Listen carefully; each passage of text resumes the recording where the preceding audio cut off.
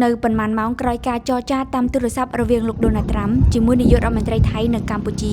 ថៃបានបើកការវាយប្រហារនៅទីតាំងថ្មីគឺនៅខេត្តកោះកុងនៅវេលាម៉ោង 2:30 នាទីទៀបភ្លឺសម្លេងអាវុធផ្ទុះលាន់ឮរំពងកងទ័ពថៃបានបន្តបាញ់ចូលទឹកដីកម្ពុជានៅតំបន់កោះយ៉ក្នុងខេត្តកោះកុងហើយប្រជាពលរដ្ឋបង្ខំចិត្តភៀសខ្លួនទាំងយប់ទៅតំបន់ទីតាំងសុវត្ថិភាពនៅព្រឹកមិញនេះក្រសួងការពារជាតិនិយាយថាកងកម្លាំងថៃបានដាក់ពង្រាយយន្តហោះចម្បាំង F-16 ចំនួន2គ្រឿងដែលបានទម្លាក់គ្រាប់បែកចំនួន7គ្រាប់លើតំបន់គោលដៅថ្មដា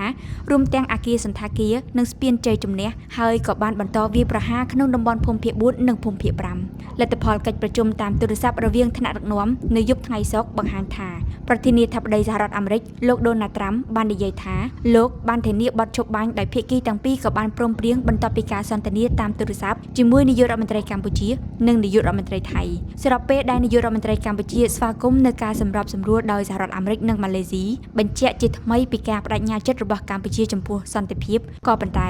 លោកមិនបានបញ្ជាក់អំពីកិច្ចព្រមព្រៀងបទឈប់បាញ់ដោយដែលដូណាល់ត្រាំលើកឡើងទេផ្ទុយទៅវិញលោកស្នើឲ្យប្រើប្រាស់រូបភាពផ្កាយរណបដើម្បីកំណត់ថាតើអ្នកណាជាអ្នកបាញ់មុនដោយឡែកភាគីថៃនៅតែទន្ទិញនិងប្រាប់លោកដូណាល់ត្រាំថាសកម្មភាពរបស់ខ្លួនគឺស្ថិតក្នុងការការពារខ្លួនហើយបន្ថែមថាបទឈប់បាញ់អាចធ្វើទៅបានលុះត្រាតែកម្ពុជាដកទ័ពនិងដកគ្រាប់មីនចេញតាមព្រំដែន